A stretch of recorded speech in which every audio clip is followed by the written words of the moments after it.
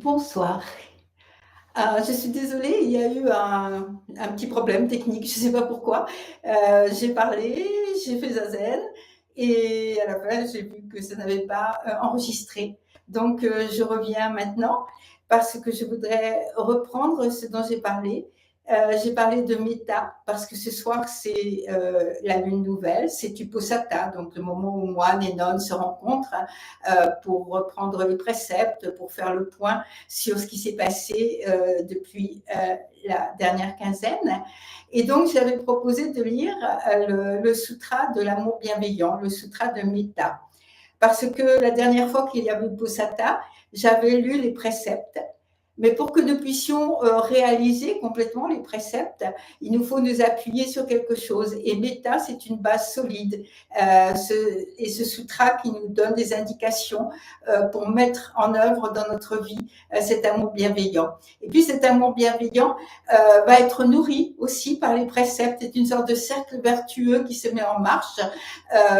Les préceptes renforcent Metta et Metta renforce les préceptes et ainsi nous arrivons petit à petit à une harmonie et à garder un cœur en paix et un cœur joyeux. Donc Metta, c'est voilà la définition qui est donnée au début de ce sutra, donc le sutra de Metta. Metta est un mot pali au sens multiple. Amour bienveillant, gentillesse aimante, amitié, bonne volonté, bienveillance, paix, non-agression et non-violence, pardon. Et moi, je l'appelle aussi prendre soin de soi-même et des autres. C'est un fort désir du bien-être et du bonheur des autres. C'est fondamentalement une attitude altruiste, d'amour et de sympathie, sympathie au sens profond du terme, hein, de cette relation qui se fait entre les personnes. Une attitude altruiste d'amitié qui est beaucoup plus que la simple amabilité basée sur l'intérêt personnel. Donc voici ce sutra de Metta qui nous montre ce que nous pouvons être lorsque nous voulons mettre en œuvre Metta et qui nous dit, par exemple, les vœux que nous pouvons faire à ce moment-là, puissent les êtres être heureux. Donc, mettre en œuvre Metta est une activité pour ceux et celles qui sont habiles et au cœur en paix et qui recherchent le bien. Puisse-t-il être capable et juste, direct, doué de paroles douces et sans fierté.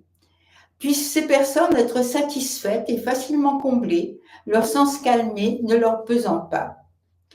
Puisse-t-il être sage, sans arrogance et sans désir de posséder les autres. Puisse-t-il ne pas agir avec mesquinerie, ne rien faire qu'un sage réprouverait. Et voici les vœux que nous pouvons garder dans nos cœurs. Puissent tous les êtres connaître le bonheur, puissent-ils tous vivre en sécurité et dans la joie.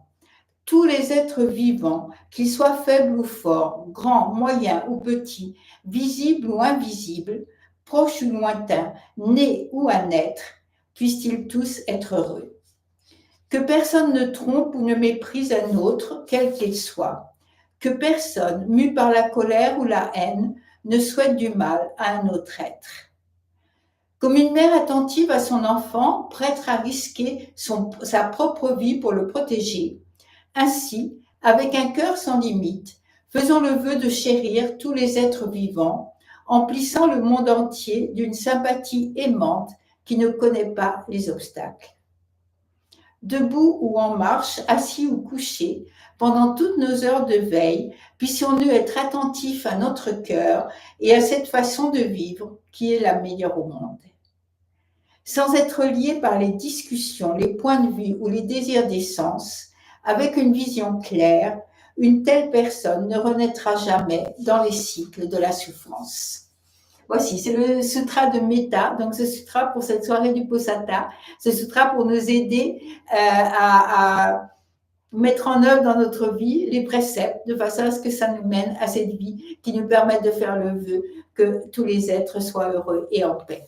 Et pour laisser le temps à ce sutra de pénétrer dans nos esprits, dans nos cœurs, dans notre corps aussi, à travers toutes les cellules de notre cœur, eh bien, je propose maintenant un moment de méditation de Zazen.